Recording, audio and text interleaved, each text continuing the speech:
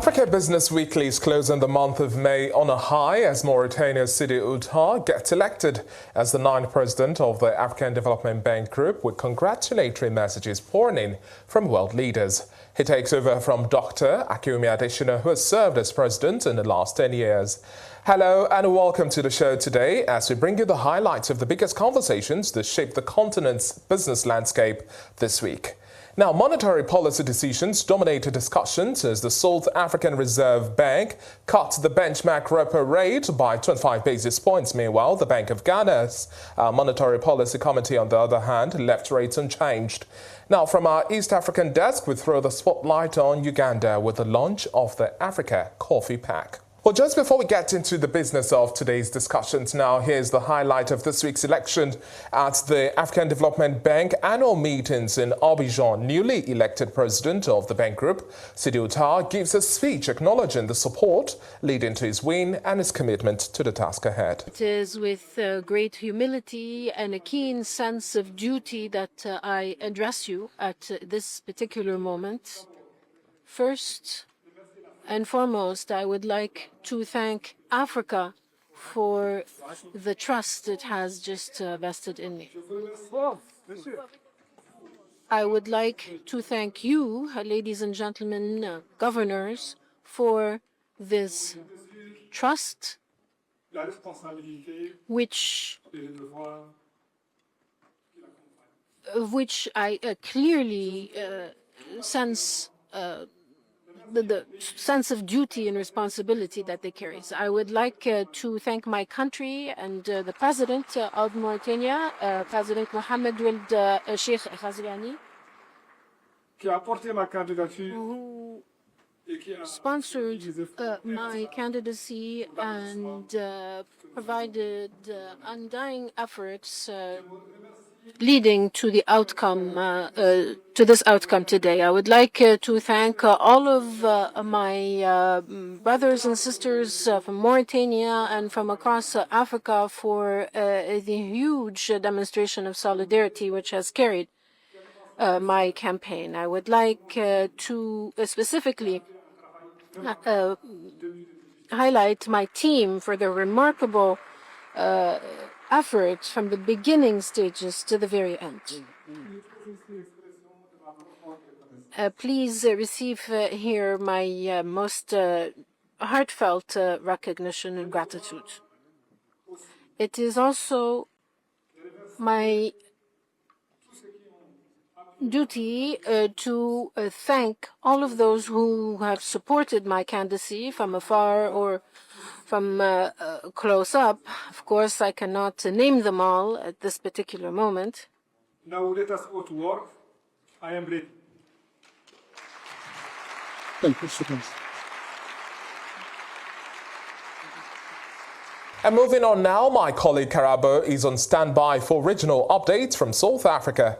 Hello, Karabo. Hello, David. Well, over in South Africa, the Reserve Bank Governor Lesetja Kganyago announced a 25 basis point cut to the benchmark repo rate on Thursday, lowering it to 7.25% following the Monetary Policy Committee meeting. The decision was prompted by contained inflation, currently at 2.8%, and is intended to provide stimulus to South Africa's subdued economic environment. For more on this decision, CNBC Africa's Nastasia Arendse spoke to a panel of experts, namely Carmen Enal, who is the head of multi-asset strategy at Terebinth Capital, and Albert Botha, who's the head of fixed income at Ashburton Investments, as well as Isaiah Mhlanga, chief economist and head of research at Rand Merchant Bank. In line with our expectations, we were just surprised with an alternative scenario for a 3% inflation target. But as far as the decision itself, the inflation forecast, we are not surprised. Let's stay with that, Isaiah. Why were you surprised at that alternative scenario? Look, the introduction of an alternative scenario would presuppose that they are now actively considering targeting a lower inflation target. But this is not an official announcement in our view, because that has to come from National Treasury, as the custodian of the framework. The way it happened in 2017 is exactly how it's happening now. an announcement of a preference for a lower target. So that would mean that markets will adjust to that lower target over time. Carmen, let me come to you. As you look at that statement from the MPC and you listen to those comments coming out of Lesetja Kganyago, what has changed for this committee right now versus where we were in March? In March, it certainly, in my mind, was a missed opportunity not to have cut then.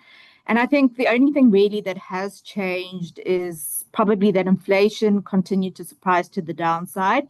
And then also the acknowledgement that the growth outlook has weakened. So the combination of those two factors effectively forced the MPC to sort of catch up with the data to deliver a cut. I would say the cut was less of a surprise, but I think the high conviction on the MPC, so all of the MPC members voted for a cut, and one actually voted for a 50 basis point cut. So we go from some on hold last time to everyone on agreeing to a cut now. That is a big surprise, but I suppose I would caution that one shouldn't read it as too dovish, given that this is probably a catch-up move rather than a really forward-looking one. Albert, let's bring you in the conversation. Your thoughts as you reflect on that MPC statement. I agree with the previous panels. The cut, I think, was largely expected. We were one cut behind the Fed already in their rate cutting cycle. They've cut 1% from their peak. We were only 75 basis points thus far. Also, one of the big things that we looked at was to what degree would the Reserve Bank be willing to cut, given that the Fed has effectively been on hold for so long. There were a number of market commentators that said the fact that the Fed isn't cutting is going to stall or potentially cause potential issues with the Reserve Bank. I'm happy to see that was not the case. Seeing this independent action and also seeing the governor starting to massage expectations on inflation down to 3%, I think both are going to be very good for the local SA bond market and for the local consumers. Albert, let me stay with you because oftentimes when we look at the US bond market, we often talk about what signals or cues we're picking up from the US bond market.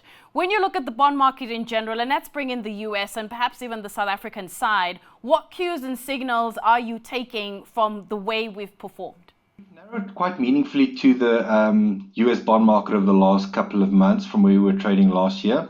Some of that is due to a reduction in the risk premium of South Africa versus US bonds, but some of that's also due to the US government bond, quite frankly, becoming riskier, right? If you look at the risk premium embedded in the US 10-year, that's been rising slowly but surely over the last year or so. It continues a long-term trend that follows from the US having massively high debt to GDP ratios considered historically, as well as fiscal deficits that are some of the highest that they've seen outside of kind of wartime or recessions. So the US bond market is becoming riskier at exactly a time when South Africa's bonds are seeing a little bit of a reduction in yield. That combined with the fact that we now have kind of real yields globally means that investors, and specifically fixed income investors in South Africa and everywhere, can get higher returns when they invest in your fixed income asset classes, something a lot of investors weren't used to for much of the 2010s and early 2020s. According to the April BankServ Africa Take-Home Pay Index, take-home pay is under pressure once again, moderating for a second month in a row, even as inflation softens.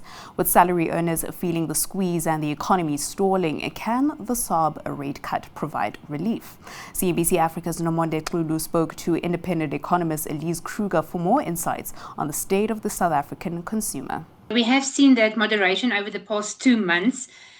Compared to a year ago, salaries are still quite a bit higher. So from that point of view, I would say not overly concerned. But what I'm picking up is indeed a change in trend. And I think what we have seen over the past month has been a change in economic prospects.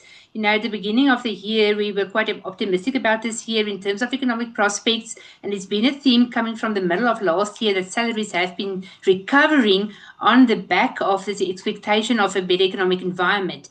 And so now we are starting to see that slipping, especially with the impact of the evolving global trade war, We've seen downward revisions to global GDP growth forecast as well as local growth forecasts. I heard you talk to ABSA just now. I've also already a while ago revised my growth forecast for South Africa downwards for this year. So suddenly the economic environment is not so conducive for healthy salary increases going forward into 2025. And now I'm talking about nominal salary increases. The report highlights that real take-home pay remains above year-ago levels thanks to low inflation.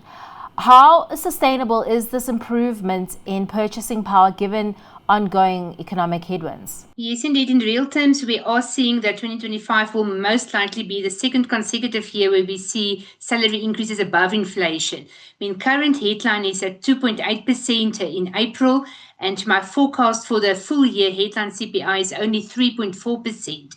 And looking at the salary increase in the order of 5 to 5.5% would then most definitely result in a real increase in salary, in wages for salary earners. And that will add to the purchasing power definitely in 2025. Looking forward, inflation will be creeping up towards the end of the year, and an average around 4.2% for next year might mean that it looks a bit less positive then in terms of real salary increases. But for this year, I do think it's an added tailwind for consumers, especially in the light of the fact that we are still, facing high cost of living, and we still have the very high interest rate in South Africa at the moment. Then, of course, looking ahead to the SARB MPC meeting taking place tomorrow and some of the points you've mentioned, that low inflation likely to remain below the upper end of the SARB's target range, and GDP likely being lower than previously anticipated. Does the SARB still have room to maintain a restrictive policy stance, or do you feel that it's time for bolder rate cuts? No, I would say I think they definitely have ample scope to lower interest rates tomorrow and in the next while. If you look at the current level of our repo rate at 7.5% and you compare that to the expected headline inflation of 3.4%, now we are talking here about a real repo rate of 4.1%, which compares to a neutral real of 2.7%. So currently we've got a very restrictive monetary policy stance, and I believe it's unnecessarily punitive on households, on businesses, on the economy as a whole, to have interest rates so high while we've got inflation well under control and an economy that is continuing to muddle along. Now, if you look at growth rates, that will be our next focus point next week in terms of quarter one's GDP growth number. I believe it's going to be flat, zero, or perhaps even, a negative if we a bit unlucky on some of the sectors. So, it's going to be it's a dismal economic story, and we've got the global headwinds, and we've got this opportunity now to stimulate the economy somewhat from a monetary policy point of view. And I really believe that the SARB should use this opportunity to cut rates tomorrow. And those were the stories driving the southern tip of the continent. You can, of course, revisit these stories on our website on CNBCAfrica.com. But for now, it's back to you, David. Thanks a lot for the updates there, Karabo. It's now time to shift our focus to East Africa with Tabitha with the updates. Hello, David. It's been one of the busiest weeks in the region, with high-level financial meetings taking center stage. In Uganda, the spotlight was on the launch of the Africa Coffee Park, an ambitious initiative aiming to grow the country's coffee revenues from $1.2 to $5 billion within 5 years. I was on the ground for this major development and spoke with Uganda's fifth-in-command, the Right Honourable Deputy Speaker Thomas Tayebo. We discussed not just the coffee sector, but also Uganda's broader ambition to scale its economy to $550 billion by 2040. Let's take a listen. It means the world to us. It means everything to us. This is where we want to position our country. Because in 2024, we passed a strategy for implementing the Africa Free Continental Area Agreement.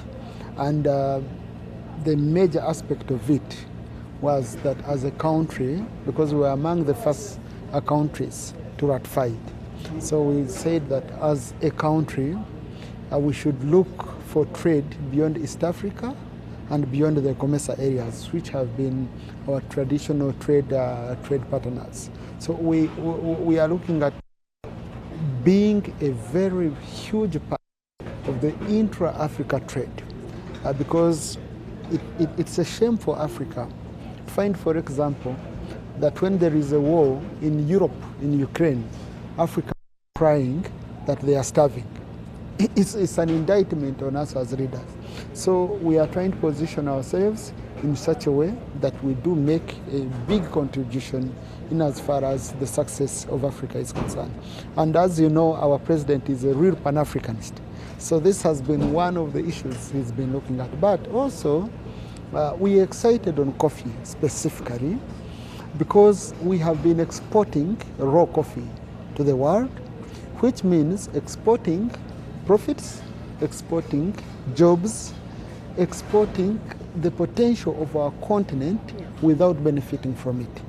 And some time back, when the coffee, the coffee market was worth $460+ billion, coffee producing countries were getting only $25 billion.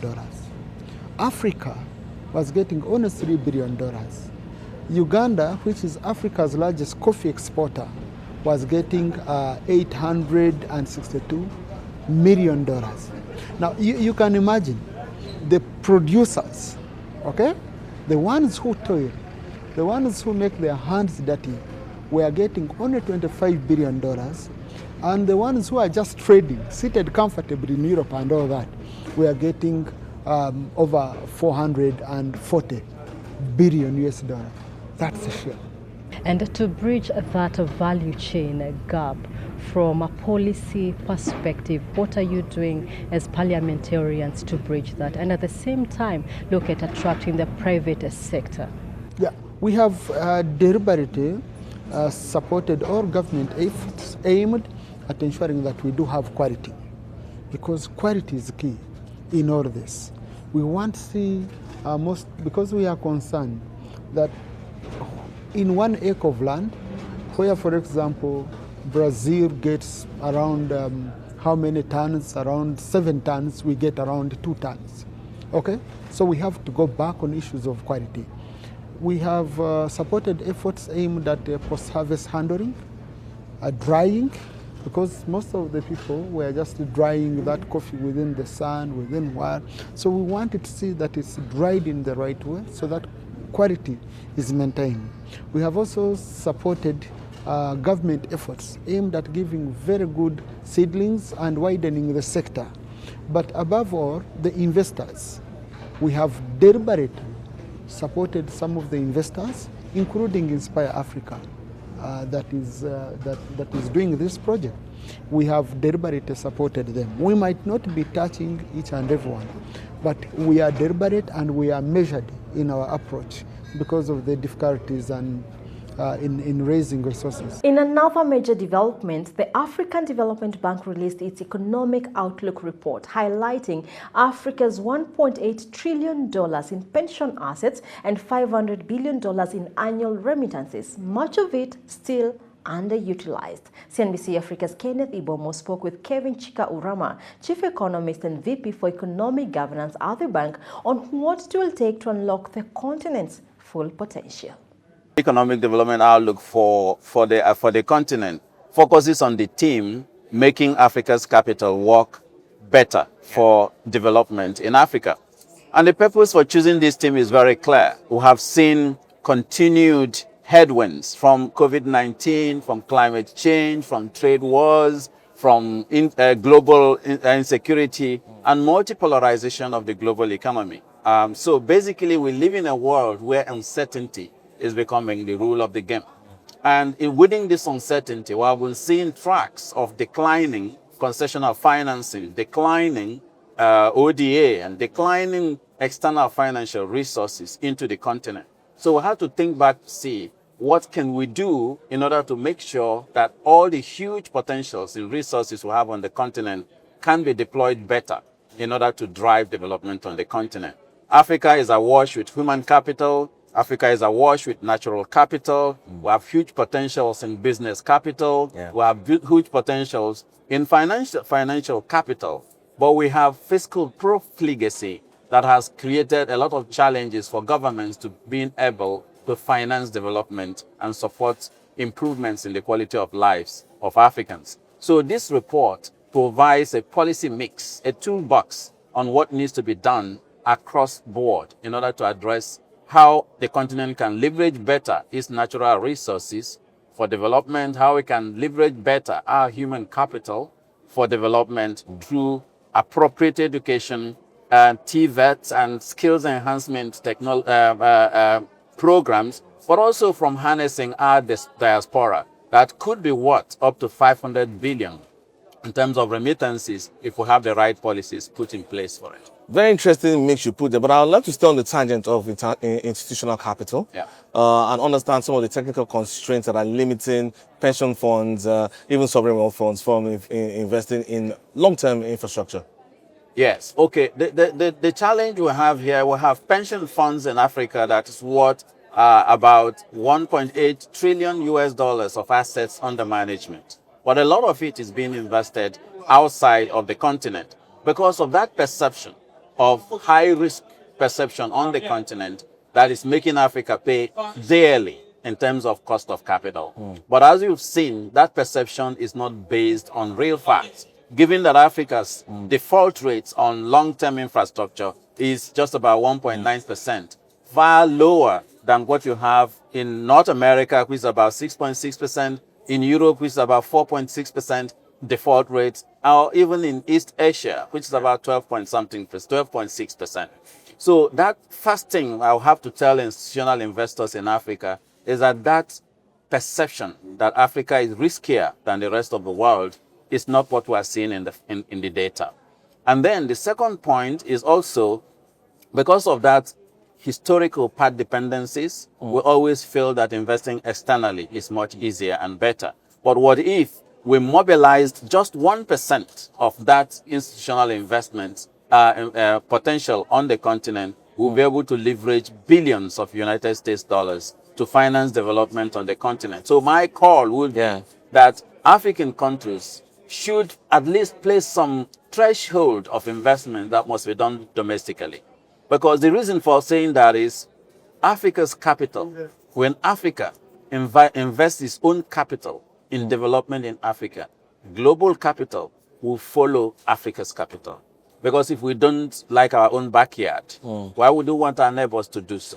Plenty to reflect on as Africa's leaders and institutions push for a more self-reliant, prosperous future. From the East, it's back to you in the West. Thanks a lot, Tabitha. Now, bringing our regional focus back to West Africa, Ghana's Monetary Policy Committee has left its policy rate unchanged at 28%, while noting that the current level of inflation remains high relative to the medium-term target and will require maintaining the tight stance to reinforce the disinflation process. Meanwhile, the cash reserve ratio for all banks will now be maintained in their respective currencies. Richmond Frimpong, Advisory Board Chair at FLF Africa, weighs in on the country's inflation trajectory and the road to economic stabilization. Can tell the policy direction of this new governor on the monetary policy stance, in addition to managing the structural macros and also to cash in on the external flippages. They are basically making sure that they are taming inflation on the disinflation path and also to be careful not to disrupt the very fragile growth that the economy is uptaking. And I wanted you to react to this announcement that was also made at the meeting that the cash reserve ratio for all banks will be maintained in their respective currencies. So what do you make of that? I think it's a masterstroke. It's a very good thing to do, particularly when you want to tighten the liquidity framework. And I mean, what else could they do? I mean, to take advantage of that framework was good so that there is no pressure that crowds out the leverages they are making on the forex side and at the same time able to manage the new disinflation target in they are looking forward to achieving. Let's quickly talk about the Cedi. The BOJ was quite pleased by the performance of the Cedi so far. As of May 20 this year, the Cedi has appreciated by 21.5%, and that's a far cry from the 19.2% drop we saw in 2024. And he did also attribute the fact that he did mention that the Cedi's recent appreciation or performance is not exactly tied to the central bank's interventions, but from remittances and all of that. Do you share that sentiment? It's a mixed bag. But largely you can tell that the supply side has improved, and also there's a very good signal of the difficulties that the external sector is facing. Here, I'm talking about the exogenous factors on the currency of the USD. And the government of Ghana is cashing in. Prices of cocoa is also bringing some good inflows. And with the tranches of the IMF program, there is no pressure on the supply side. And with the gold reserves coming in, they are just cashing in and making sure that it gives them some leverage in terms of the forex pricing.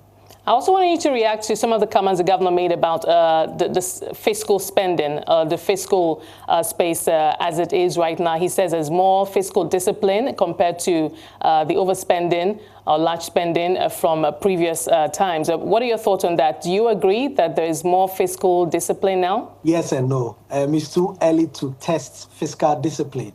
I mean, budget approved, appropriation is still ongoing. The next tranche was just signed off with the IMF.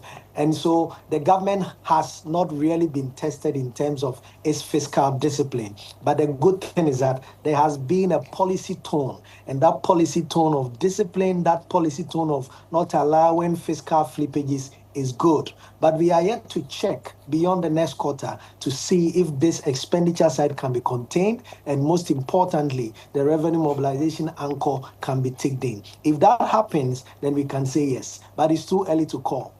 But it's quite clear that the Ghanaian economy has turned a corner. I've just looking at some of the macro indicators. For instance, trade surplus for the first 4 months of this year, 41 billion or $4.1 billion, current account surplus of 2.12 billion in Q1. So it looks like obviously major macro indicators, well, perhaps with the exception of inflation, are looking on the bright side. Would you be reviewing your forecast for growth this year for the economy, or you also take a cautious stance and see how things play out? I think cautiously optimistic about growth uptick. Really, we can tell from the next quarter if all the macro headlines are going to still follow the path they are following. But it's a good start. Too early to call, but it's a very good start. Let's see how the market turns and responds to the macros given the next quarter, and we'll be back to tell whether we are good on a good ride or no. We have to pay attention to some of the flippages. And on that note, it's a wrap on this week's show. Many thanks, Karabo and Tabitha, for the regional updates there. And thank you so much for watching Africa Business Weekly. Do join us again same time next week for more interesting conversations. I'm David Alabi. Enjoy your weekend.